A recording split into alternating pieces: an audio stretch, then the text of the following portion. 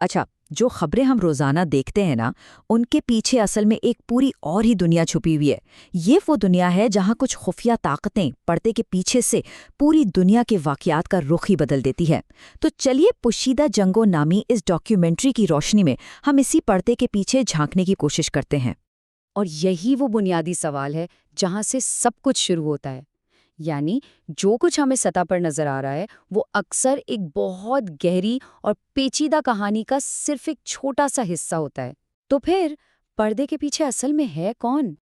عالمی سیاست کو سمجھنا بالکل شطرنج کی بساط کو سمجھنے جیسا ہے، لیکن اس کھیل کو واقعی سمجھنے کے لیے ہمیں ان کھلاڑیوں کو جاننا ہوگا جو اکثر سائے میں رہتے ہیں اور جن کے ہر قدم سے دنیا کا نقشہ بدل سکتا ہے۔ تو جیو پالیٹکس، یہ لفظ سننے میں شاید تھوڑا مشکل لگے، لیکن اسے ایسے سمجھیں کہ پوری دنیا ایک شطرنج کی بساط ہے، اور ہر ملک اس کھیل میں ایک کھلاڑی ہے جو اپنی طاقت، اپنے وسائل اور اپنا اثر و رسوخ بڑھانے کی کوشش کر رہا ہے۔ یہ صرف سرحدوں کی جنگ نہیں ہے، بالکل نہیں، یہ دنیا میں طاقت کے توازن کو اپنے حق میں کرنے کا کھیل ہے۔ تو سوال یہ ہے کہ اس کھیل میں داؤ پر لگا کیا ہے؟ بہت کچھ۔ تیل جیسے وسائل جو پوری دنیا کی معیشتوں کا انجن ہے، اہم تجارتی راستے جن پر کنٹرول کا مطلب ہے بے پناہ دولت، اور سب سے بڑھ کر اثر و رسوخ یعنی عالمی فیصلوں پر اپنی مرضی مسلط کرنے کی طاقت۔ اور یہیں سے کہانی ایک دلچسپ موڑ لیتی ہے۔ جب سفارتکاری اور کھلے عام کیے گئے اقدامات کام نہیں آتے تو طاقتور ممالک اپنے خفیہ ہتھیاروں کا استعمال کرتے ہیں، وہ ادارے جو سائے میں رہ کر کام کرتے ہیں۔ CIA، MI6، موساد، یہ نام ہم اکثر سنتے ہیں، لیکن ان کی اصلی طاقت کا اندازہ شاید بہت کم لوگوں کو ہے۔ یہ صرف جاسوسی کے ادارے نہیں ہیں، یہ دنیا کی تاریخ کا رخ موڑنے کی صلاحیت رکھتے ہیں۔ ان کا ایک کام تو ہے معلومات جمع کرنا، لیکن ان کا اصل مقصد اس سے کہیں زیادہ بڑا ہے۔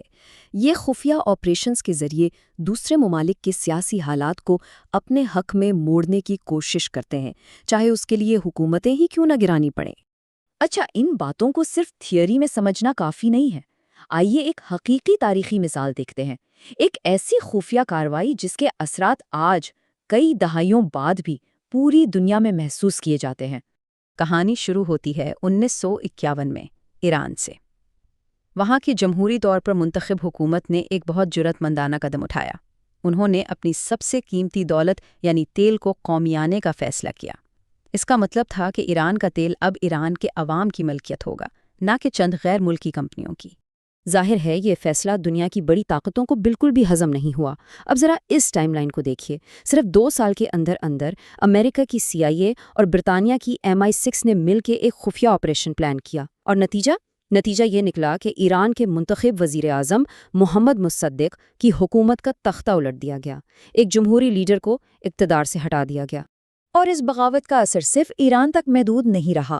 جیسا کہ مورخ ایروند ابراہیمیان نے لکھا ہے، اس نے دنیا بھر کے آمروں کو ایک خطرناک پیغام دیا۔ اگر آپ ہمارے مفادات کا تحفظ کریں گے تو ہمیں اس بات سے کوئی فرق نہیں پڑتا کہ آپ اپنی عوام کے ساتھ کتنا ہی برا سلوک کریں۔ ایران میں جو کچھ ہوا وہ کوئی انوکھا واقعہ نہیں تھا۔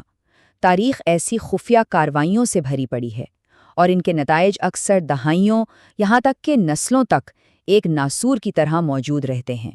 جب ایک ملک دوسرے کے معاملات میں خفیہ طور پر مداخلت کرتا ہے تو یہ عدم اعتماد کے ایسے بیج بوتا ہے جو مستقبل میں نفرت اور تنازعات کی فصل اگاتے ہیں۔ ایران میں 1953 کی بغاوت نے مغرب کے خلاف جو عدم اعتماد پیدا کیا وہ آج بھی دونوں خطوں کے تعلقات میں ایک بڑی رکاوٹ ہے۔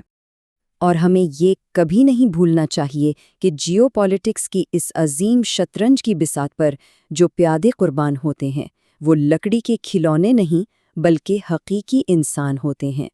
ہر خفیہ جنگ، ہر بغاوت کی قیمت عام لوگ اپنی جانوں اور اپنے مستقبل سے چکاتے ہیں۔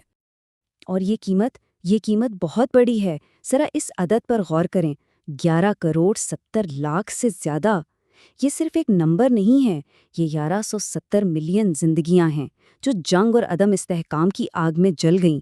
یہ ان لوگوں کی کہانیاں ہیں جنہیں اس طاقت کے کھیل میں اپنا گھر بار، اپنا سب کچھ پیچھے چھوڑ کے بھاگنا پڑا۔